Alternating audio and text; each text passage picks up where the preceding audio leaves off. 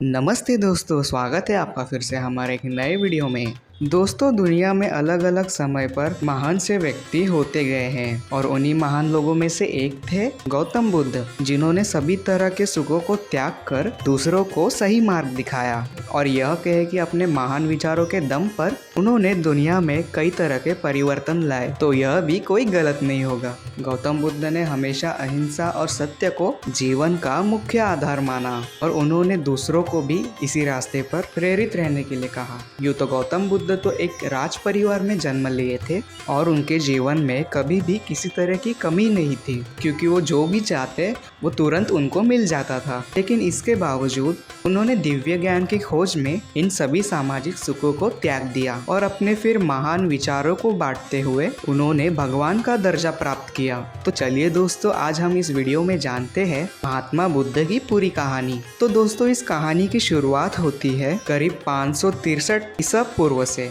जब कपिलवस्तु के पास लुम्बिनी, नेपाल में गौतम बुद्ध का जन्म हुआ था। उनके बचपन का नाम सिद्धार्थ गौतम है और वह राजा शुद्धोधन और महारानी महामाया देवी के घर में पैदा हुए थे। दरअसल उस समय की परंपरा थी कि जब भी बच्चों का जन्म करीब होता था तब महिला अपने मायके आ जाती थी। लेकिन महारानी अपने मायके कपिलवस्तु आ ही रही थी, तभी रास्ते में ही गौतम बुद्ध के जन्म का समय आ गया और इसीलिए रुक्मणी नेपाल में एक पेड़ के नीचे गौतम बुद्ध पैदा हो गए। हालांकि जन्म के 7 दिन बाद उनके माँ की मृत्यु हो गई थी, लेकिन बुद्ध जी को राजा के पास लेकर जाया गया। तभी वहाँ पर सभी रीति रिवाजों के साथ बच्चे का नाम सिद्धार्थ रखा गया और इनके नामकरण के दौरान कई नामी साधु संत आए थे, जिनमें से ज़्यादातर लोगों ने सिद्धार्थ के बारे में भविष्यवाणी की कि ये महान राजा बनेंगे या फिर एक महान साधु बनेंगे। और फिर माँ के मृत्यु के बाद से सिद्धार्थ का पालन पोषण की मौसी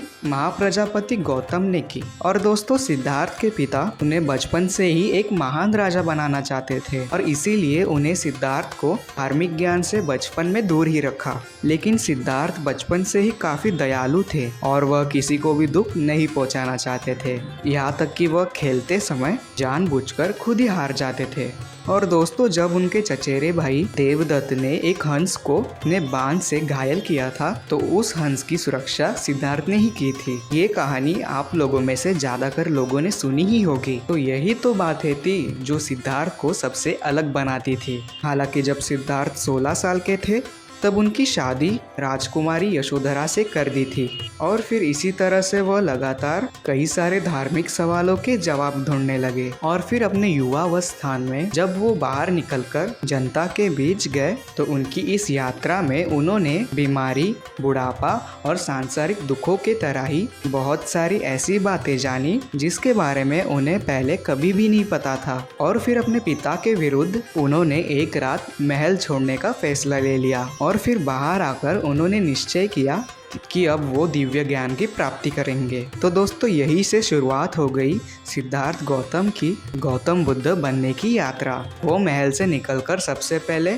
अनोमिया नदी के तट पर पहुंचे, जहाँ पर उन्होंने पहले अपने बाल कटाए और फिर साधु के कपड़ों में आ गए। फिर उसके बाद वो राजागाह पहुंचे और वहाँ पर भिक्षा मांगने लगे। हालांकि भिक्षा मांगने के दौरान उस वक्त मगध के राजा बिम्बिसार के लोगों ने सिद्धार्थ को पहचान लिया और फिर जब राजा के दरबार में उन्हें लाया गया तब फिर बिम्बिसार ने सिद्धार्थ को रहने के लिए अपने राज्य का कुछ हिस्सा देने की बात कही। हालांकि गौतम बुद्ध इन सामाजिक लालच में कहाँ आने वाले थे। उन्होंने बिम्बिसार से सहायता न लेने की बात कही और फिर वहां से निकलने के बाद गौतम बुद्ध जाने माने योग और मेडिटेशन के टीचर से शिक्षा प्राप्त की और फिर काफी सालों तक तपस्या करने के बाद उन्होंने सही तरीके से ध्यान लगाना शुरू कर दिया। और फिर बोध गया पहुंचकर एक पीपल के पेड़ के नीचे बैठ 49 दिनों तक जब उन्होंने ध्यान लगाया तब उन्हें दिव्य ज्ञान की प्राप्ति हुई। और ऐसा अनुमान लगाया जाता है कि उस समय गौतम बुद्ध की उम्र 35 साल थी।